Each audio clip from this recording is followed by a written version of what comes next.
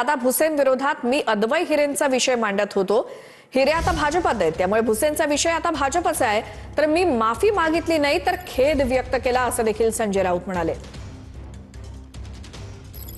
ज्या खटल्या संदर्भात आम्ही सातत्याने एकमेकाच्या विरुद्ध उभे होतो, तो मूळ खटला जो आहे हा अद्वै हिरे यांचा आहे आणि त्याच्यावरती मी भाष्य केलेलं आहे.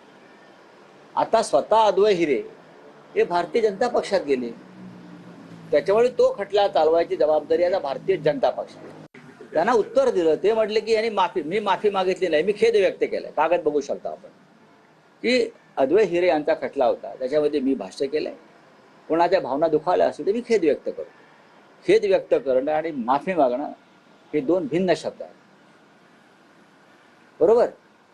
खेद व्यक्त केला आणि यापुढे खटला चालवायची जबाबदारी अद्वै हिऱ्यांची आहे, ही भूमिका आहे. यात काय माफी आणि काय कसलं काय, कशा करता? माझ्यावरती का हा पहिला खटला का आमच्यावरती? नाही, शेकडो खटले मी लढलो.